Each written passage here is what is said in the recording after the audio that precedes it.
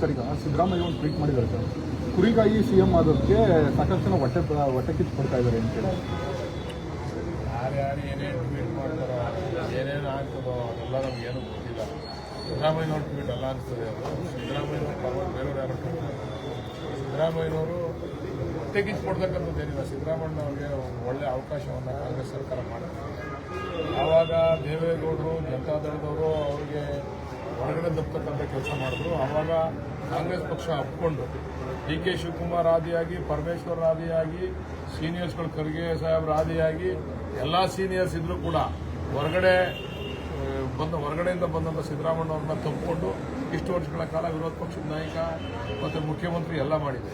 ಇದರಲ್ಲಿ ಬೇರೆಯವ್ರು ಹೊಟ್ಟೆ ಕಿಚ್ಕೊಡೋದು, ಅವಾಗ ಹೊಟ್ಟೆ ಕಿಚ್ಕೊಡಂಗಿದ್ರೆ ಇವ್ರು ನಾನು ಕರ್ಕೊತಾನಿಲ್ಲ ಸಿದ್ದರಾಮಯ್ಯವ್ರನ್ನ. ನಮ್ಮನ್ನು ಕರ್ಕೊತಿರಲಿಲ್ಲ, ನಾವೆಲ್ಲ ಸಿದ್ದರಾಮಯ್ಯವ್ರ ಇದ್ದವರೇನೆ, ನಮ್ಮನ್ನು ಕರ್ಕೊತಿರಲಿಲ್ಲ.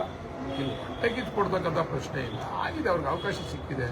ಅವ್ರಿಗೆಲ್ಲ ಕೂಡ ನಮ್ಮ ಕಾಂಗ್ರೆಸ್ ಪಕ್ಷದ ಅನುಕೂಲ ಆಗಿದೆ.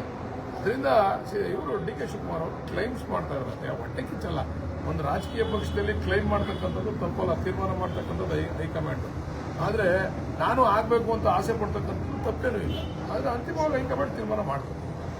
ಅಂದ್ರೆ ಈ ಸಂದರ್ಭದಲ್ಲಿ ಸರ್, ಹೈಕಮಾಂಡ್ ಮಧ್ಯಪ್ರವೇಶ ಮಾಡಿದ್ರೆ ಸಮಸ್ಯೆನ ಬಗೆಹರಿಸುವಂತ ಕೆಲಸ ಮಾಡ್ತಾ ಇಲ್ಲ ಅಂತ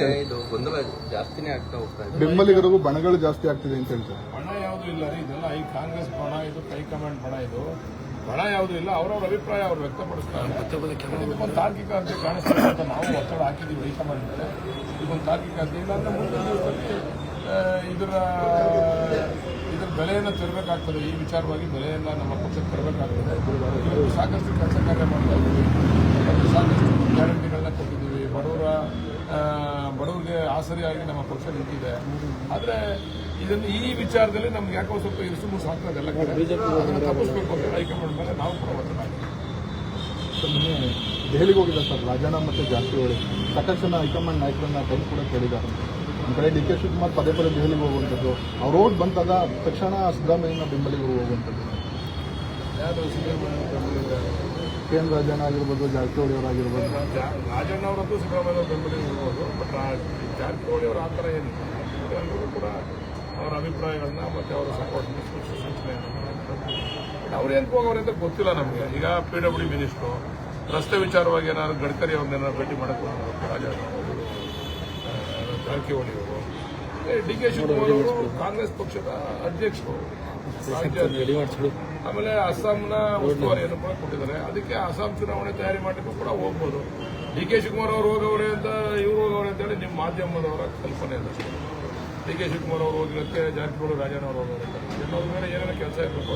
ಅವ್ರ ಹಿಂದೆ ಅವ್ರ ಮಗ ಒಬ್ಬರು ಸುಮಾರು ಜನ ಬಿಜೆಪಿ ಅವ್ರನ್ನ ಭೇಟಿ ಮಾಡಕ್ಕೆ ಹೋಗಿದ್ರು. ಅಮಿತ್ ಶಾ ಭೇಟಿ ಮಾಡಿದ್ರು, ಎಲ್ಲರನ್ನ ಭೇಟಿ ಮಾಡಿದ್ರು. ರಾಜಣ್ಣ ಅವರ ಮಗ ಹೋಗಿ ಭೇಟಿ ಮಾಡ್ತಾರೆ. ಅವರು ಒಂದು ರಾಜಣ್ಣ ಅವರು ಕಾಂಗ್ರೆಸ್ ಅವ್ರನ್ನ ಭೇಟಿ ಮಾಡ್ತಾರೆ, ಅವ್ರ ಮಗ ಹೋಗಿ ಬಿಜೆಪಿ ಅವ್ರನ್ನ ಭೇಟಿಗಳು ನಡೀತಾ ಇರ್ತವೆ. ಬಾಗಲಕೋಟೆ ಇನ್ಸಿಡೆಂಟ್ ಸರ್, ಶಿವಾಜಿ ಮೆರವಣಿಗೆ ಕಲ್ತೂರಾಟ ಆಗಿರೋದು ಲೋಕಲ್ ಇಶ್ಯೂಗಳು. ಯಾವನ್ ತಪ್ಪು ಮಾಡೋರೆ ಅವ್ನು ಬುದ್ಧಿ ಕಲಿಸ್ತಾರೆ. ಹೋಗ್ತಿದ್ದೋ ನೀರು ಕುಡಿಬೇಕು. ಯಾವನಾರಾಗಲಿ, ಯಾವುದೇ ವಿಚಾರವಾಗಲಿ, ಯಾವುದೋ ಒಂದು ಕೋಮಿನ ವಿಚಾರವಾಗಿ ಇನ್ನೊಂದು ಕೋಮಿನವರು ಗಲಾಟೆ ಮಾಡ್ತಕ್ಕಂಥದ್ದು ಈ ರಾಜ್ಯದಲ್ಲಿ ಅವಕಾಶ ಇಲ್ಲ. ಅದು ಮಾಡಲೂಕೂಡದು. ಆ ಕೋಮಿಗೆ ಅವ್ರದೇ ಆದಂಥ ಗೌರವ ಐತೆ. ಅವರು ಅವ್ರದೇ ಆದಂಥ ಕಾರ್ಯಕ್ರಮಗಳನ್ನ ಆಯೋಜನೆ ಮಾಡ್ತಕ್ಕಂಥ ಸಂದರ್ಭದಲ್ಲಿ ಬೇರೆ ಕೋಮಿನವ್ರು ಹೋಗಿ ಉದ್ರಿಕ್ತ ವಾತಾವರಣ ನಿರ್ಮಾಣ ಮಾಡ್ತಕ್ಕಂಥವ್ರು ಕ್ರಮ ತಗೋತಾರೆ. ಪೊಲೀಸರು ನ್ಯಾಚುರಲ್ ಆಗಿ ಕ್ರಮ ತಗೋತಾರೆ. ಅದರಲ್ಲೇನು ಸ್ಪೇರ್ ಮಾಡೋಂಗಿಲ್ಲ. ಇದನ್ನ ಬೇರೆಯವರು, ನಮ್ಮ ವಿರೋಧಿಗಳು ಇದನ್ನು ಅಪಪ್ರಚಾರ ಮಾಡಿ ಬಳಸ್ಕೊಳ್ಳೋದು ಅರ್ಥ ಏನಿಲ್ಲ. ಅವ್ರ ಕಾಲದಲ್ಲಿ ಬಹಳಷ್ಟು ನಡೆದವಿಂತ ಕಲ್ಪನೆಗಳೇನಾದ್ರು ಹಿಂದೆ ಅವ್ರ ಸರ್ಕಾರ ಇದ್ದಂತೂ ಕೂಡ ನಡೆದವೆ. ಅದರಿಂದ ಯಾರು ತಪ್ಪು ಮಾಡೋರೆ, ಯಾರೇ ಆಗಲಿ ಅವ್ರ ಕ್ರಮ ತಗೊಂತದೆ ನಮ್ಮ ಸರ್ಕಾರ. ಸರ್, ಇದ್ರ ನಡುವೆ ಸರ್ ಕ್ಯಾಬಿನೆಟ್ ರೀಶಫಲ್ ಆಗುತ್ತೆ ಅಂತ ಹೇಳಿ ಸಾಕಷ್ಟು ಚರ್ಚೆ ಆಗ್ತಿತ್ತು. ಸಿಎಂ ಬದಲಾವಣೆ, ನಾಯಕತ್ವ ಬದಲಾವಣೆಯಲ್ಲೇ ಟೈಮ್ ಆಗ್ತಿದೆ. ಕ್ಯಾಬಿನೆಟ್ ಯಾವಾಗ ರೀಶಫಲ್ ಆಗ್ಬೋದು ಅಂತ ಏನಾಗುತ್ತೆ? ತುಂಬ ಆಸೆ ಇದೆ, ತುಂಬ ಆಸೆ ಇದೆ. ಮಾಡ್ತಾರೆ ಆಗಿಲ್ಲ. ನಾನೇನಾದ್ರು ತೀರ್ಮಾನ ಮಾಡೋಕ್ಕೆ ನಿಮ್ಗೆ ಇವತ್ತು ಡೇಟ್ ಹೇಳ್ಬಿಡ್ತೇನೆ.